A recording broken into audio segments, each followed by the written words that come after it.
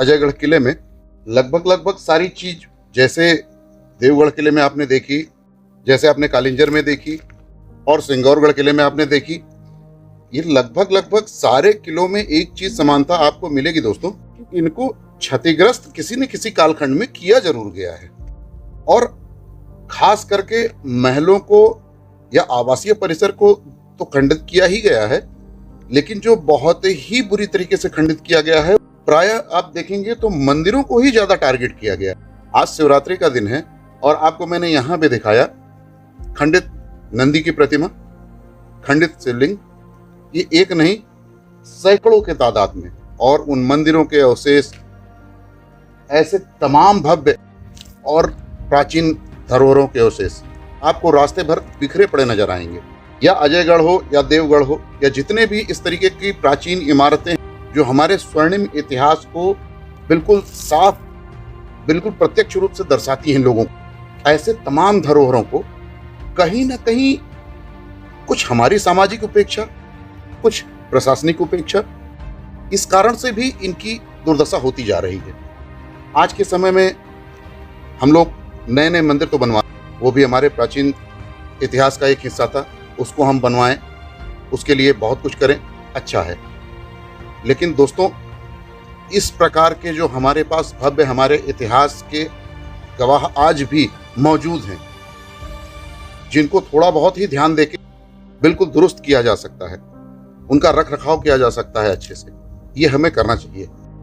मैं सभी से आग्रह करना चाहूंगा कि ऐसे हजारों की संख्या में इस प्रकार के निर्माण हमारे देश में हैं, जिन्हें एक कालखंड में किसी न किसी आक्रांता द्वारा क्षति की गई, लूट के इरादे से उसको क्षतिग्रस्त किया गया हो, वह ईर्ष्यावश क्षतिग्रस्त किया गया हो। लेकिन ऐसे हमारे तमाम भव्य निर्माणों को, अनगिनत भव्य निर्माणों को देश भर में बुरी तरीके से क्षतिग्रस्त किया गया है। हम नए निर्माण अवश्य करवाएं, अच्छा है, लेकिन जो हमारे पास निर्माण हैं, जो हमारे इतिहास को मजबूती से अभी थामे हुए हैं, हमारे मजबूत इतिहास की, हमारे प्राचीन स्वर्णिम इतिहास की गवाही देते हैं, ऐसे धरोहरों को कृपया विशेष ध्यान देके इनको संरक्षित करने का कष्ट करें।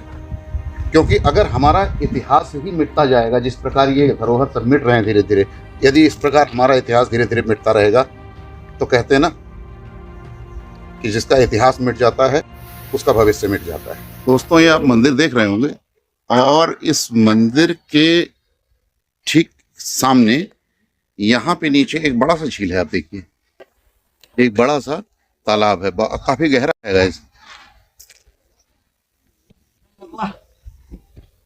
ये देखिए, यहाँ मंदिर के टूटे हुए अवशेष भी पड़े हुए हैं, और साथ में ये आपको देखिए काफी गहरा तालाब, ये उसी प्राचीन काल का है देख के जो लग रहा है। आइए चलिए आगे आपको दिखाते हैं। और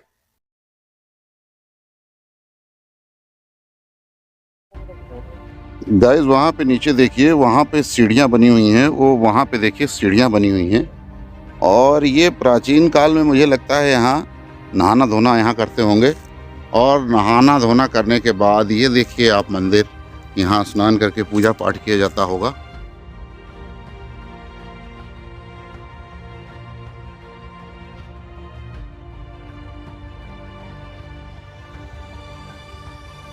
दोस्तों, काफी कुछ दिखाया आप लोगों को, और एक चीज और देखते हुए चलिए। देखिए, छोटी छोटी जगहों पे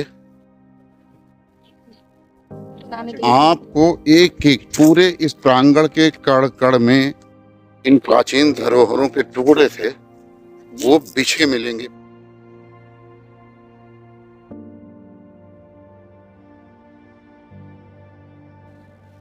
पश्चिमी द्वार से जब आप ऊपर आएंगे गाइस, और ऊपर मैदान में आप पहुंचेंगे और तालाब के पास, तो वहां से तकरीबन आपको दक्षिण पूर्व में जाना पड़ेगा, लगभग 1 किलोमीटर के करीबन, तब आपको एक पुराने मंदिर के अवशेष देखने को मिलेंगे। हम लोग देखिए इसी रास्ते से गए थे और अब वापस जा रहे हैं। और चलिए आपको तालाब के पास भी दिखाते हैं, एक बढ़िया मंदिर और शिवलिंग, बस वहीं से आपसे विदा लेंगे गाइस। ये देखिए, ये तालाब है, और ये सामने आप देख रहे होंगे ये अजय पाल मंदिर है। अजय पाल जो है वो मुझे लगता है कि कोई कुल देवता वगैरह रहे होंगे।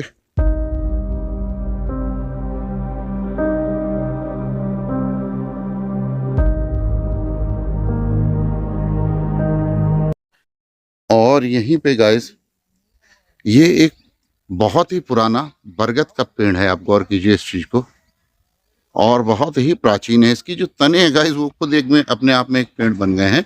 आप इस चीज को देखिए, इसके जो तने ऊपर से नीचे आए, जैसे ये पतले पतले नीचे लटक रहे हैं ना, इसी तरीके के लटके हुए ये देखिए अपने आप में खुद एक पेड़ बन चुके हैं। ये देखिए, तो इससे एक चीज तो प्रतीत होता है कि काफी प्राचीन ये पेड़ है। और ये यहाँ मंदिर, और यहाँ पे भी कोई पुराना अवशेष है कुछ। और ये भी यहाँ का एक प्राचीन शिव मंदिर है। देखिए ये प्राचीन शिव मंदिर किस जगह पे था, कहाँ से यहाँ पे रखा गया है। और एक आप गौर कीजिए, काफी बड़े साइज के नंदी महाराज की खंडित मूर्ति वो सामने रखी हुई है, और एक शिवलिंग भी वहां दिखाई पड़ रहा है। तो कुल मिला के दोस्तों जब आप इस पूरे परिक्षेत्र को देखेंगे तो आपको एक चीज जरूर महसूस होगा कि कहीं ना कहीं कुछ ऐसी घटना घटी है, और कहीं ना कहीं कुछ ऐसे यहाँ पे गतिविधियां की गई हैं। इस किले के प्रांगण को लगभग बहुत ही बुरी तरीके से क्षतिग्रस्त किया गया है। खैर, किसने किस कालखंड में क्षतिग्रस्त किया, क्या किया, कैसे किया, गैस ये अलग की बात है। आज ज़रूरत है कि आज हम संभलें और अपने पूर्वजों के इन प्राचीन धरोहरों को बहुत ही सावधानी से और बहुत ही जागरूकता के साथ संरक्षित करें, और जहाँ तक हो सके ऐसे स्मारकों को संरक्षित करके और उनको इस लायक बनाएं ताकि लोग बाहर से आएं तो भी ये देख सकें कि भारत की संपन्नता, भारत का इतिहास कितना प्राचीन, कितना भव्य और कितना प्रभावशाली था। यह कोई आम बात नहीं, यह हमारे सभ्यता का प्रमाण है दोस्तों। दुनिया को पता लगना ही चाहिए कि भारत की प्राचीनता, भव्यता और सभ्यता कितनी प्राचीन और कितनी भव्य है। दोस्तों ये किसी मंदिर का काफ़ी भव्य एक छत्र यहाँ पे पड़ा हुआ है, आप इसको देख सकते हैं। मंदिर के जो टॉप पे रखा जाता था प्राचीन काल में, ये वो छत्र है। और गाइस ये इसकी साइज और इसका शेप देख के आप अंदाज़ा लगा सकते हैं कि ये किसी भव्य मंदिर का है, किसी छोटे मंदिर का नहीं है। और दोस्तों जो अभी मैंने आपको उस जगह पे नंदी की खंडित प्रतिमा दिखाई वो, और जो वहाँ पे शिवलिंग रखा हुआ है वो, मुझे लगता है कोई यहाँ पे भव्य मंदिर रहा होगा, और इस तालाब के पास ही आसपास कहीं पे उसका निर्माण रहा होगा, जहाँ भी हो। अब चूंकि यहाँ सारी जगह टुकड़े बिखरे पड़े हैं तो ये अंदाज़ा नहीं लगाया जा सकता कि इसी जगह पे मंदिर रहा होगा, लेकिन मंदिर कहीं ना कहीं रहा होगा, बहुत भव्य मंदिर रहा होगा, क्योंकि ये बहुत भव्य छत्र है। और इस साइज का जो छत्र होता है, इसको देख के आप अंदाज़ा लगा सकते हैं मंदिर के बिल्कुल टापू पे रखा होता है, तो इससे आप अंदाज़ा लगा सकते हैं कि मंदिर भी बहुत भव्य रहा होगा, क्योंकि इसी हिसाब से वो जो आपने शिवलिंग देखा वो भी उसी साइज का है, और जो वहाँ पे खंडित प्रतिमा पड़ी हुई है नंदी महाराज की, वो भी उसी सेम साइज की किसी भव्य मंदिर का ही लग रहा है। तो इसका मतलब साफ है कि ये यहीं पे किसी जगह पे भव्य मंदिर था, जिसका ये ऊपर का हिस्सा है। और कई टुकड़े भी आप आसपास देख सकते हैं दोस्तों। आप यहाँ पे देखिए, वहाँ पे भी अभी मैं आपको दिखा रहा हूँ, वहाँ पे भी टुकड़ा लगा हुआ है, और यहाँ पूरे प्रांगण में छोटे छोटे टुकड़े बिखरे पड़े हुए हैं मंदिर के। तो इससे अंदाज़ा लगता है कि बहुत भव्य मंदिर रहा होगा जिसको तोड़ा गया। और किस कालखंड में क्या हुआ, इसका कोई लिखित इतिहास, लिखित दस्तावेज तो नहीं मिल रहा है, लेकिन जिस कालखंड में हुआ बहुत दुखद है। हमारे प्राचीन इतिहास को, हमारे स्वर्णिम इतिहास को बहुत बुरी तरह से कुचलने का और प्रभावित करने का कोशिश किया गया। खैर, जिसने भी कोशिश की वो कामयाब नहीं हो सका, लेकिन फिर भी जो उसने क्षति पहुंचाई है वो बहुत ही बुरी क्षति पहुंचाई है। करें कि आप देख सकते हैं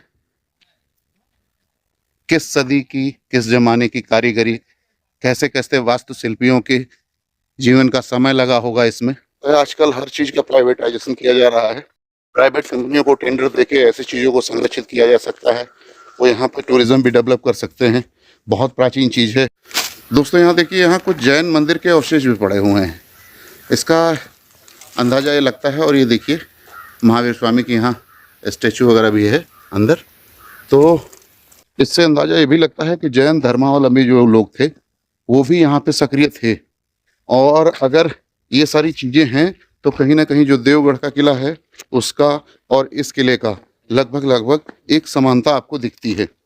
और कहीं ना कहीं गुप्त वंश का नाम जुड़ा हुआ है इस किले से, तो ये कहीं ना कहीं संभव है कि ये उसी कालखंड का है, क्योंकि गुप्त वंश के शासन काल में ही जैन धर्म को भी बहुत बढ़ावा मिला।